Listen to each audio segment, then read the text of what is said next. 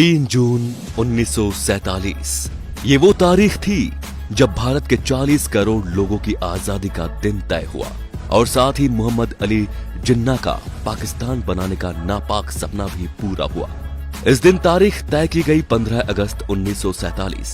भारत पाकिस्तान के बंटवारे के लिए महज 73 दिन का वक्त दिया गया था, लेकिन ये बंटवारा इतना भी आसान नहीं था। जमीन का बंटवारा, कौमों का बंटवारा, दरियाओं का बंटवारा, भारत में पड़े नकदी नोट का बंटवारा, इसके अलावा रिजर्व बैंक के तहखाने में पड़ी सोने की ईंटें, मैले कुचेले नोट, डिप्टी कमिश्नर के संदूक में पड़े एक एक डाक टिकट का बंटवारा होना था। आज मैं आपको सुनाऊंगा भारत पाकिस्तान के बंटवारे का ये किस्सा। इस बंटवारे के लिए 2 अनुभवी अधिकारियों को चुना गया, जिनमें से एक थे HM पटेल और दूसरे थे चौधरी मोहम्मद अली।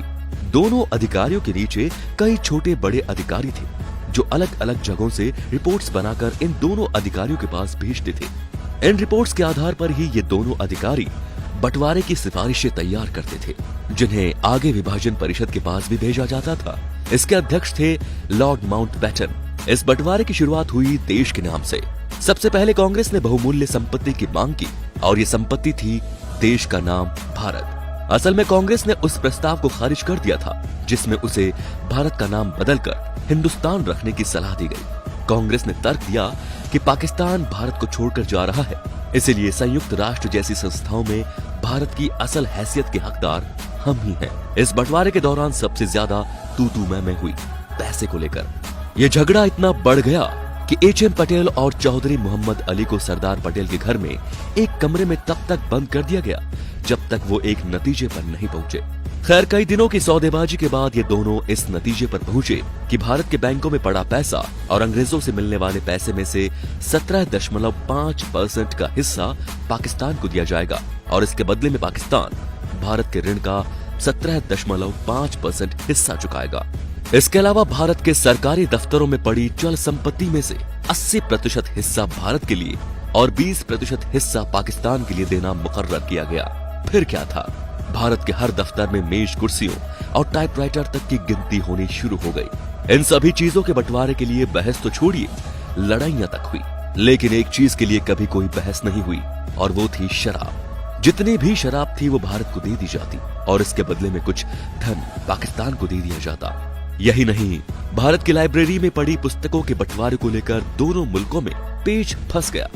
ब्रिटेनिका को भारत और पाकिस्तान में इस तरह बांटा गया कि पहला खंड भारत को, फिर दूसरा खंड पाकिस्तान को दिया गया, फिर तीसरा खंड फिर से भारत को। यहाँ तक कि लाइब्रेरी में पड़े शब्दकोश को भी आधा आधा फाड़कर भारत पाकिस्तान में बांट दिया गया।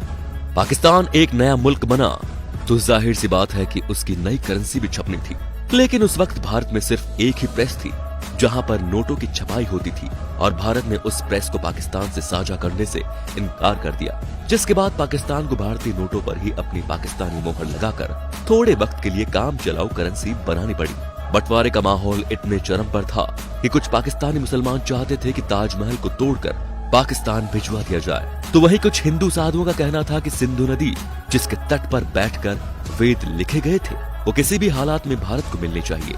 सबसे नाटकीय विभाजन हुआ वायसराय भवन के अस्तबल में। इस अस्तबल की शान थी 12 घोड़ों की गाड़ियां, जिन पर सोने और चांदी की तरह तरह की सजावट हो रखी थी। इन गाड़ियों में वायसराय और उनके मेहमानों को दिल्ली की सैर करवाई जाती थी। इसलिए माउंटबेटन के ADC हीटर हॉज ने यह तय किया कि सिक्का उछालकर इस बात का फैसला किया जाएगा कि किसके हिस्से में सुनहरी गाड़ियां आएंगी और किसके हिस्से में रुपहली। इसके बाद जब वो सिक्का खनखनाता हुआ अस्तबल के फर्श पर गिरा तो भारत की तरफ से कमांडर मेजर गोविंद सिंह उछल पड़े। सुनहरी गाड़ियों का फैसला भारत के हक में हुआ। लेकिन इसके अलावा एक और दिल पसीज देने वाला बंटवारा अभी बाकी था। ये बंटवारा था उन लाखों मुसलमानों, हिंदुओं और सिखों का जो भारत की गौरवशाली संस्था भारतीय सेना का हिस्सा थे। भारतीय सेना के 2/3 सैनिक सेना के हिस्से में आने थे और 1/3 सैनिक पाकिस्तान के हिस्से में। बाकी चीजों की तरह इन वीरों का बंटवारा भी तय हुआ और इसके साथ ही 25 लाख सैनिकों की उस गौरवशाली परंपरा का अंत हो जाना था।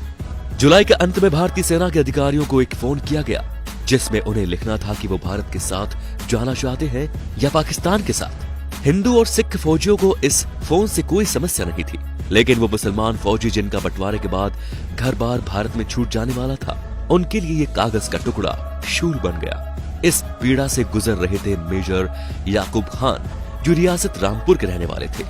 सारी रात वो अपने घर की यादों को सीने से लगाए सोचते रहे कि आखिर करे तो करे क्या।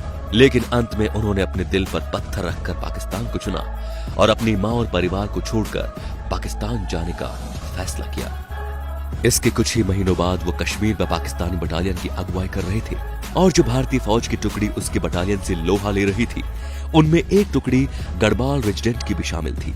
उस रेजिडेंट के कमांडर भी याकूब खान की तरह मुसलमान ही थे और उनका नाम था यूनुस खान, जो याकूब खान के बड़े भाई थे। दो मुल्कों के बंटवारे ने दो सगे भाइयों को युद्ध के मैदान में एक दूसरे के सामने लाकर खड़ा कर दिया, जिसका दर्द आज भी ये देश उठा रहा है। तो दोस्तों, इस बंटवारे से आपके मन में क्या ख्याल आता है? अगर बंटवारा हुआ ही था तो किस चीज का बंटवारा सही से नहीं किया गया, जो आज भी दोनों देश आपस में लड़ रहे हैं? क्या क्या कमियां रही, ये आप कमेंट में हमें बता सकते हैं। हमें आपके जवाबों का इंतजार रहेगा। धन्यवाद।